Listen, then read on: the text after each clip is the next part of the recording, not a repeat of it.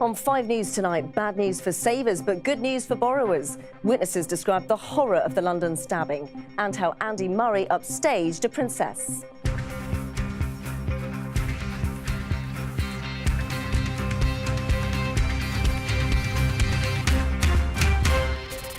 The main interest rate is cut to its lowest ever as the Bank of England encourages us to borrow and spend more to try to avoid recession.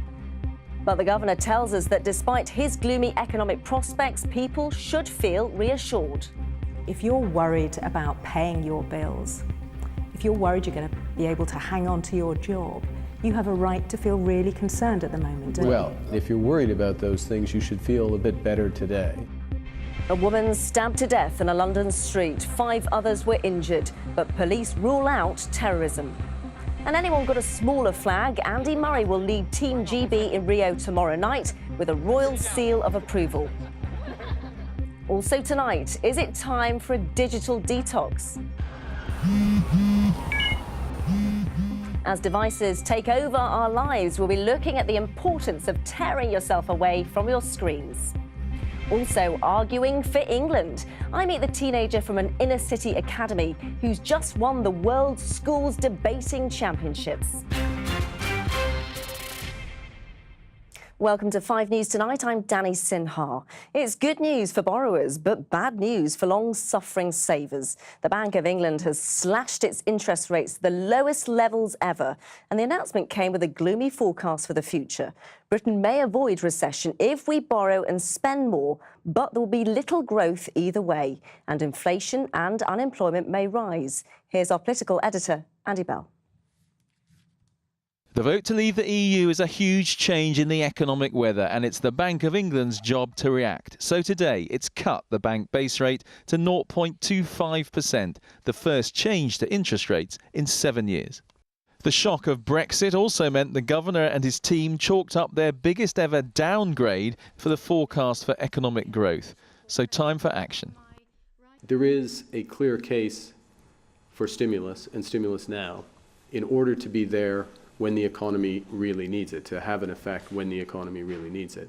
So this is about cushioning the shock.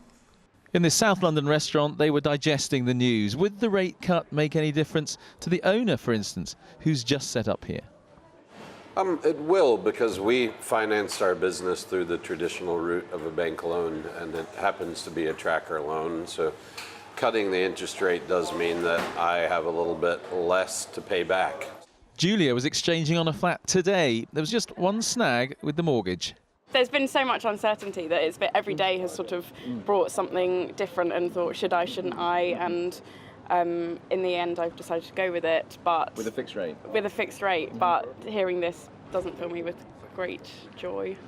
First-time buyer Liliana, though, is very happy.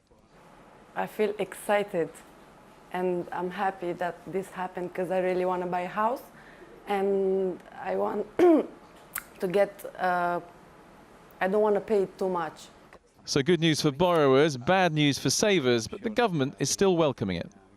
And the measures that have been taken today are designed to ensure that any increase in unemployment as a result of the economic slowdown is kept to the absolute minimum possible, and to support economic growth through the next 18 months, 2 years, as we face this period of uncertainty as we negotiate our exit from the European Union. Right now, the priority is to keep the UK economy moving. The Bank of England believes it's made a start on that today. Andy Bell, 5 News. Well, a little earlier, Sean Williams sat down with the governor and asked him what he thought this huge package of measures would achieve. Well, what we want to do is, in a timely fashion and comprehensive fashion, to support the adjustment that this economy is going through. We're going to have a new relationship with Europe, ultimately new relationships with the rest of the world. That naturally brings a period of uncertainty. Some businesses are holding back, maybe some households are holding back on purchases. We want to provide some stimulus to this economy. You want to get people spending? Well, we want people to spend and invest in smart ways, and we're providing stimulus, we think, in a smart way, in a way that reaches through the financial system and goes directly to businesses and households. So we don't want this lost rattling around the City of London, so we've designed it very carefully in order to avoid that. We've used all the powers and insights of the Bank of England to do that. So this is about supporting the adjustment at a period when, growth has slowed. The question is, I mean, you've thrown everything at it that you possibly can. Well, almost everything. We haven't thrown everything at it. Well, you could, I suppose, reduce the interest rates to zero. Is that a real possibility? Or even go further, negative? Well, first thing on negative, not a fan of negative interest rates. What we have said is that we think interest rates could go lower. They could get close to zero, but to a positive number. So people shouldn't have that concern that all of a sudden interest rates are going to go negative. So we could lower it a bit, and that would provide a bit more stimulus if that were appropriate. But we could do other things on all the other elements of the package. If you are on a low income at the moment, if you're worried about paying your bills, if you're worried you're going to be able to hang on to your job, you have a right to feel really concerned at the moment. Well, and that's exactly what we worry about. And if you're worried about those things, you should feel a bit better today. Really? Yeah, because the Bank of England has acted. We've acted now. We haven't waited until these effects fully manifest. We haven't waited until a bunch of people have lost their jobs. Hundreds of thousands of people have lost their jobs. I know, and you must feel that personally. We do feel that responsibility. And so we've looked to provide the stimulus, building on other measures that we've taken, in order to minimize the effect of this adjustment, this necessary adjustment in the economy. And your advice to our viewers who may be relying on their savings, may be worried about their job, may be worried about paying those bills, what would it be today? My advice is that those risks have been diminished by the actions of the Bank of England. You said this would happen if there was a vote to leave the EU. You were accused of doom-mongering. Were you right? Well, it's clear that we said as a committee that we felt that if the vote were to leave, that there would be a period where growth was materially lower and inflation somewhat higher. The forecast we've just put out today is that growth is materially lower, inflation somewhat higher. But it's not just the forecast. You see it with businesses, you see it with consumer confidence, you see it with other indicators. That is what's happening. Now, will we get a recession? Our view is that we are going to have growth, small positive growth in the second half of this year and gradually picking up from there. So our central view is no. What we've done today makes it less likely. Governor, thank you very much. Thank you, Sean. So what will this mean for all of us? Well, joining me now is personal finance expert Jasmine Birtles. Good to have you with us, Jasmine. So good or bad news, depending on who you are, but I'm afraid savers really getting a battering, aren't they? Yes, absolutely. There's a little bit of good news, obviously, if you're going to be borrowing. If you have a mortgage that's pegged to the Bank of England base rate, so it's a tracker mortgage, then yes, this is good news. If you've got a fixed rate, it's not going to make much difference, even standard variable. But as you say, it's definitely bad news for savers. And there are more savers than there are borrowers in this country. I want to ask you about mortgages, though, because obviously if those people who are on a fixed rate mortgage see these good deals that they could be having now, I mean, can they actually break their contract and get a better deal? Well, yes, it's possible. You'd have to pay. And it depends, frankly, on what's in your contract. But if you're maybe close to the end of your fixed rate, why not speak to the company, maybe get a mortgage advisor and say, look, do the numbers. Would it be worth me paying the default amount and then switching to something a lot cheaper? Because there are going to be some really good rates. There already are some really good rates, actually. What about pensions, though? Because they're going to be affected as well. Yes, absolutely. I mean, already pensions have had a problem, particularly if you are receiving your annuity, if you're receiving the pension, bond rates are really low. And there's a connection between the bond markets and how much money you're getting from your pension, how the pensions are funded. So that's an unhappy situation. And for pensioners generally who are trying to live off their savings, those who've done what they should do, they've got a pot of savings, they're thinking, OK, where can I get an income? Very, very hard. It is very hard. Also, people about to go on holiday, it is the summer season. We've seen the pound drop dramatically again today, so really not good news for them. No, certainly not against the dollar. If you're going to America or any country that's connected to the dollar, yeah, it's already going to be more expensive. It's not quite so bad against the euro, and the eurozone has some storm clouds brewing at the moment itself, so it's possible that that's going to come down later. But generally, yeah, more expensive. Finally, Jasmine, want to ask you. Obviously, we've got everything full barrel today, but of course we've got the autumn statement round the corner. Are things going to get worse?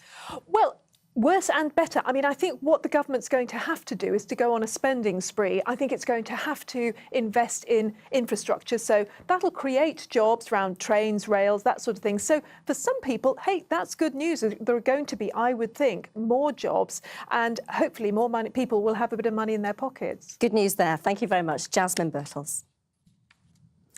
Let's go back now to our political editor, Andy Bell. And Andy, a developing story tonight. David Cameron's controversial resignation honours list has just been published. Tell us more.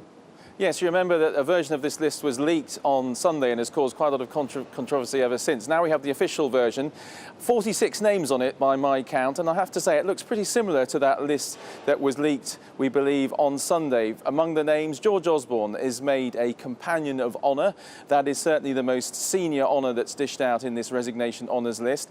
Also, a lot of people who served David Cameron here at Number 10 in the backroom staff, a lot of special advisors, and among those, Isabel Spearman, who was described as the stylist to Samantha Cameron. Number 10 preferred to call her a special advisor. She has got an OBE.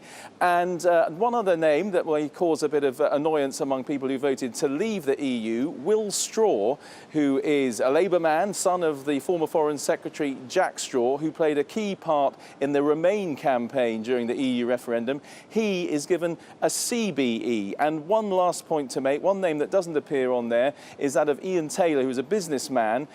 He has donated a lot of money, for instance, to the Remain campaign. At one stage in that leak list, it was suggested that he might get a knighthood. He let it be known earlier this week that he was frankly fed up with all the publicity surrounding that fact, and he said if his name had gone forward, he wanted it to be withdrawn. So his name does not now appear on the official list.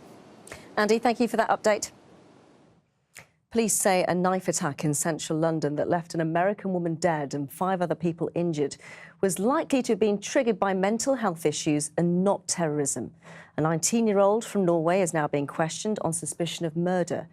In what's perhaps a sign of how tense things are now in the capital, armed police were on the scene within minutes using a taser to subdue the suspect. Julian Drucker reports. Seconds after he allegedly killed one person and stabbed 5 others. Officers are seen here surrounding the suspect they've just brought down with a taser stun gun.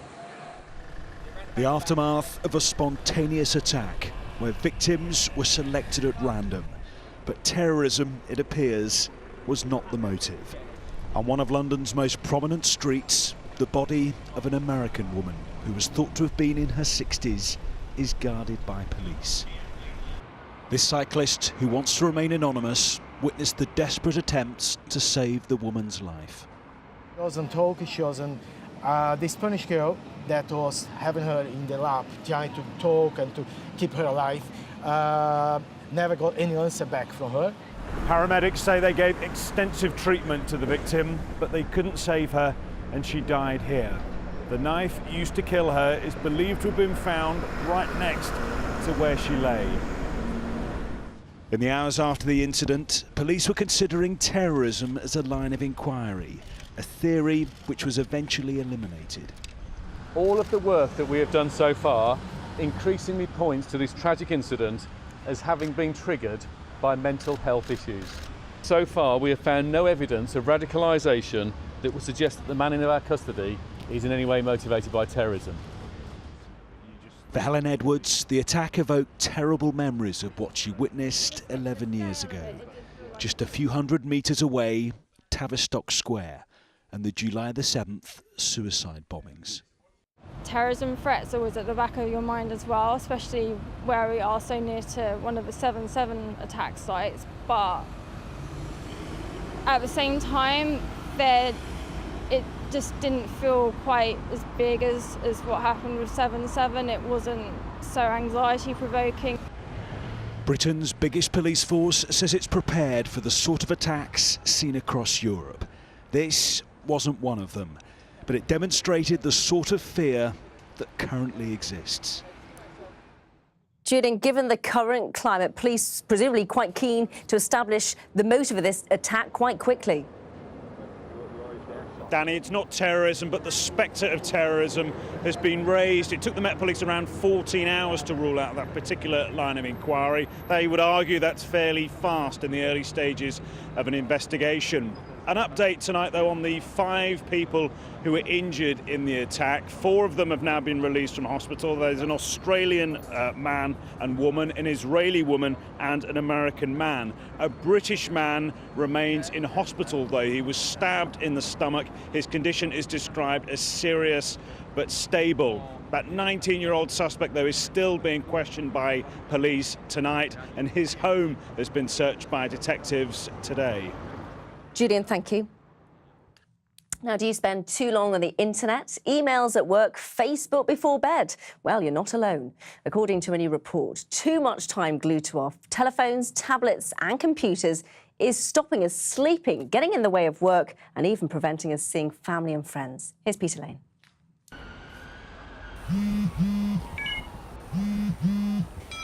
We've never been so connected, and we've never been so worried about it. For all the positives of smart devices, social media and online access, connectivity creep is taking over our lives. So while I quickly tweet some photos of my trip to the Yorkshire Sculpture Park, do visitors soaking up the sights here need a screen break? Dare they detox? I could probably do like a couple of weeks, but probably not a month. A couple of weeks. So you heard it, Dad. You heard it here first. I think it's 2 weeks off. I think it's struggle. First thing you do in the morning, isn't it? Just get up and go online and see what's going on. I think most people, if they're honest with themselves, they think that they do spend too much time online. I think it's become an easy habit. Now, instead of looking at real things that are right in front of us, we are increasingly staring at screens. And it seems we don't find it a wholly positive experience. A survey of adults and teenagers found that most people, 59%, feel hooked on their devices. 11% admit to going online or checking apps more than 50 times a day. And 34% of adults have tried digital detox, most for a day, some for a whole month. The survey found time online disrupts our sleep, working lives, school studies and friendships. So is having the world in our pockets doing us real-life harm? One of the dangers is really that we're just not spending enough time in person. I think it's important to take time out, step away from the internet from time to time and really get back to what your priorities are. And then you can make online work for your priorities rather than making online itself the priority. A month-long detox might sound scary. Maybe just a digital day off would help. The technology at our fingertips has given us more choice than ever. But are we ready to choose switching off? Peter Lane, 5 News. Well, let's now get the thoughts of psychotherapist Lucy Beresford. Good evening, Lucy. Hello.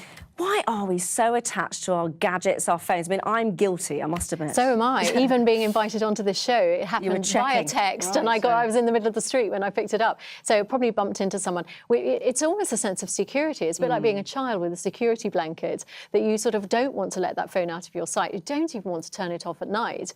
And you want to be constantly available. And it's that sense, that illusion that you're somehow vital, important, or you might miss something, that amazing fear of missing out. It is an addiction, isn't it? But I mean, how important is it to switch off? Because it can't be good for our brains. Unbelievably important. Not only because of all the brain activity and you can't settle and often your sleep will be compromised, but also just the way you can interact with people, that if you're constantly checking your phone, even if you're on a date or you're having family time, that actually you're interrupting the quality of your relationships with other people. I was going to say, actually, because there is an element of good manners here as well, because we've all been out to dinner with friends who are constantly on their phone. Now they're taking a call, texting. I've even been to a funeral when the phone's gone off as well. That's really awkward. But you can actually have situations in the restaurant where you say, OK, the first person who goes for their phone has to pay for the entire bill for the meal. That's a very good idea. Actually, young people these days, they have this idea where they stack their phones up. Yeah. And of course, that does force the art of conversation. And those are the skills we're in danger of missing out on, that actually if you can't read body language so easily, or if you're just scared of that face-to-face interaction and much happier looking looking at a screen and interacting by a sort of chat, then you're going to really struggle as you get older. I was going to say, actually, because you lose some of that communication. You can't tell somebody's tone, can you, when you send a text? That's right, and those emojis that are meant to facilitate communication actually impede it. So the key thing is to try and introduce some detox time every single day into your life. And the more you do, the more you'll be able to do. Lucy, give us some tips. How can we do this? Because we all are attached to our phones. So no phones in the bedroom whatsoever. The bedroom Really? is for other activities, if you get my drift. You should always try and have a sort of protocol so that you don't look at your phone after 8 o'clock and you don't look at it maybe before 8 in the morning. And then just to have a mini sort of detox every day of a small amount of time, and then over time you can build up. Easy. Problem is, my phone's my alarm. Oh, buy an alarm clock. Good idea. Lucy, thank you very much.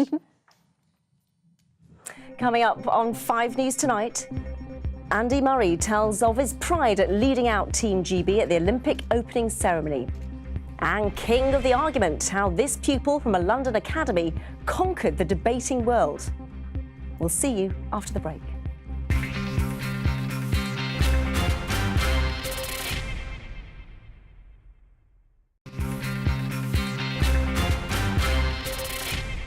Welcome back. You're watching 5 News Tonight.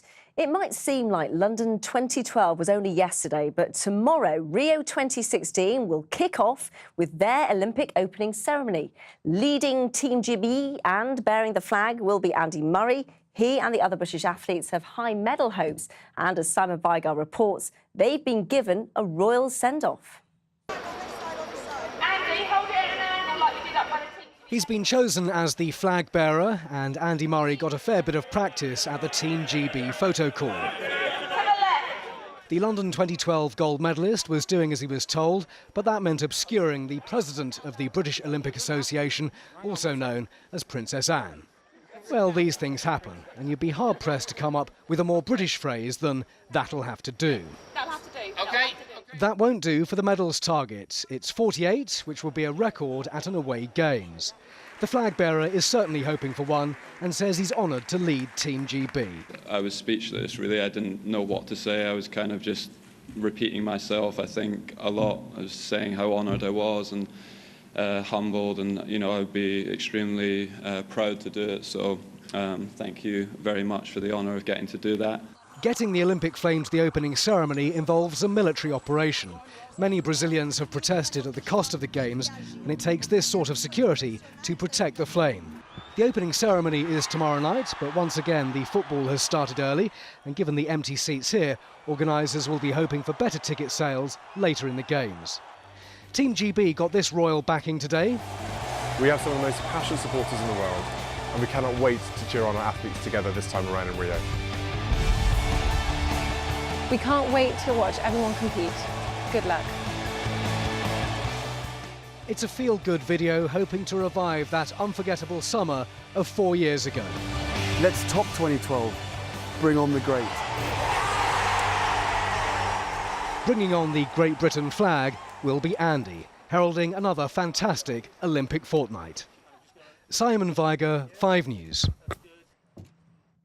Jeremy Corbyn has laid out his plans to rebuild Britain. The Labour leader says he would ensure full employment by creating 1 million jobs, building new infrastructure.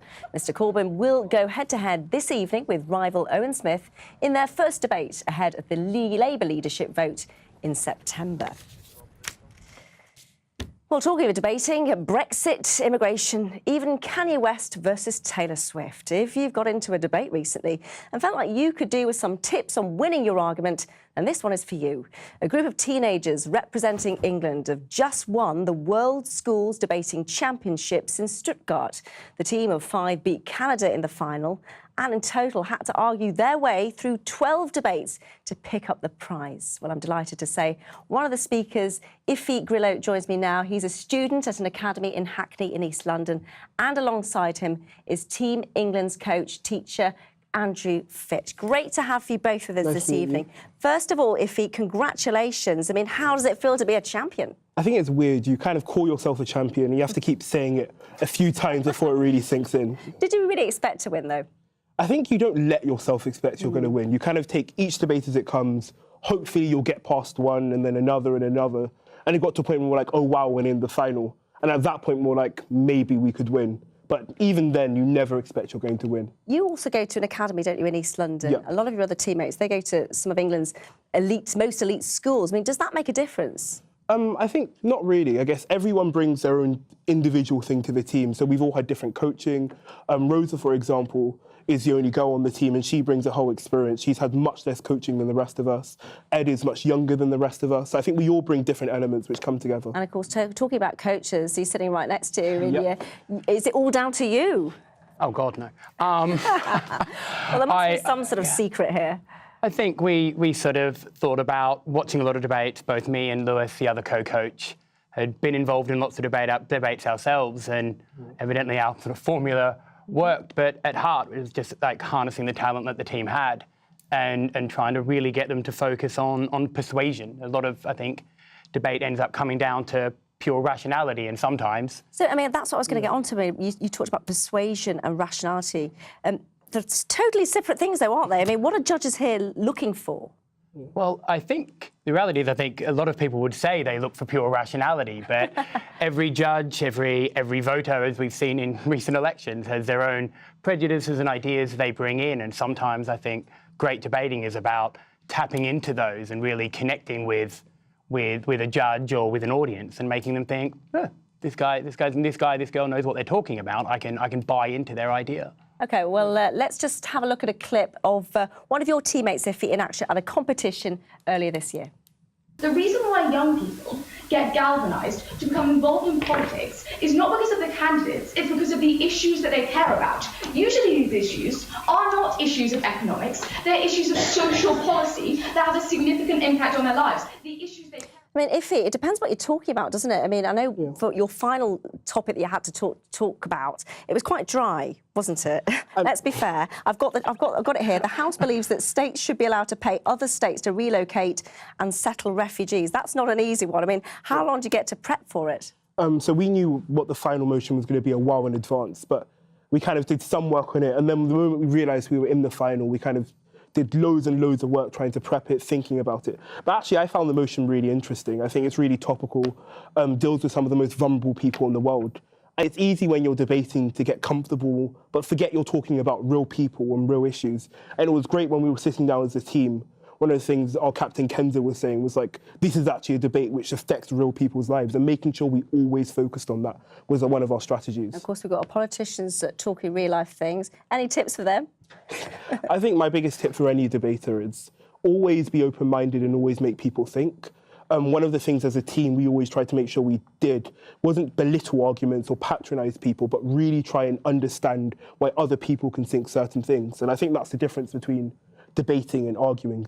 Arguing is kind of just like, I'm right, you're wrong. Debating is about understanding other people's opinions and trying to then get them to understand your own. I wish you the best of luck in the future. Maybe a future politician in front of us here. Iffy and Andrew, thank you very much. That's all from us. Sean Welby has the weather next, and Dominic has updates throughout the evening. From all the team here, thanks very much for watching. Bye for now.